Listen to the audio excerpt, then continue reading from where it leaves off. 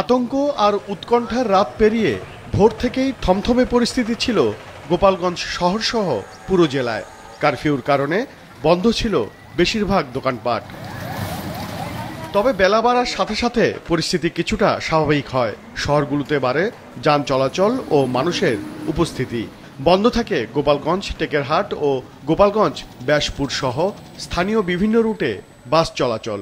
কালকে সারাদিন মিটিং ছিল, জ্ঞানজামার ভয় ছিল, বাড়াতে পারি নাই, ইনকাম করতে পারি নাই। আজকে তো একটু বেরোতেই হবে। আমরা হলো মনে করেন দিন আনি দিন খাই বাড়ার গাড়ি, বুঝছেন, এখন আমাদের পেটের দায়ে মনে করেন যে বেরোতে হয়।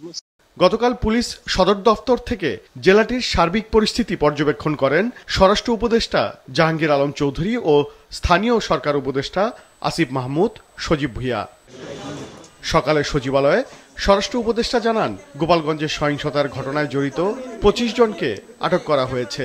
জড়িত কাউকেই ছাড় না দেওয়ার কথাও জানান তিনি। গোয়েন্দাদের তো তথ্য ছিল, এত পরিমাণ যে হবে ওই তথ্যটা হয়তো ছিল। ভবিষ্যতে যেন এই ধরনের ঘটনা না ঘটে, এই জন্য সব ধরনের এখন স্বাভাবিক তো না, তাহলে কোনো ছাড় দেওয়ার প্রশ্নই ওঠে না। বসুন্ধরা টিস্যু, অশুদ্ধতার বিরুদ্ধে এক বিন্দুও ছাড় নয়। রাজধানীতে এক অনুষ্ঠান শেষে স্থানীয় সরকার উপদেষ্টা আসিফ মাহমুদ সজীব ভুঁইয়া গোপালগঞ্জে হামলার ঘটনাটিকে দুঃখজনক বলে মন্তব্য করেন। না, এটা তো দুঃখজনক।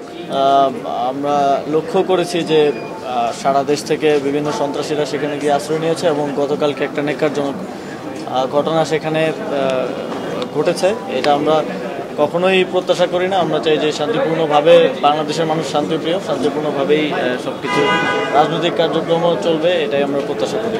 একই অনুষ্ঠানে প্রধান উপদেষ্টার বিশেষ সহকারী ফয়েজ আহমেদ তৈয়ব বলেন, গতকাল গোপালগঞ্জে ইন্টারনেট বন্ধ রাখা হয়নি। ইন্টারনেট বন্ধ করার ঘটনাটা সর্বৈব মিথ্যা। কোনো ধরনের ইন্টারনেট বন্ধ কিংবা বিঘ্নের ঘটনা ঘটেনি। আমাদের সরকারের নীতিগত সিদ্ধান্ত হচ্ছে যে কোনো পরিস্থিতিতে আমরা ইন্টারনেট শাটডাউন করব না, এবং ইন্টারনেট শাটডাউন আমাদের জুলাই স্পিরিটের বিরুদ্ধে যায়। এদিকে সরকার এক বিবৃতিতে জানিয়েছে, গোপালগঞ্জের গতকালের হামলার ঘটনা তদন্তে স্বরাষ্ট্র মন্ত্রণালয়ের সিনিয়র সচিব নাসিমুল গনিকে প্রধান করে ৩ সদস্যের তদন্ত কমিটি গঠন করা হয়েছে। ২ সপ্তাহের মধ্যে তাদের তদন্ত প্রতিবেদন দাখিল করতে বলা হয়েছে। ওবায়দুল কবির, মাছরাঙা সংবাদ, ঢাকা।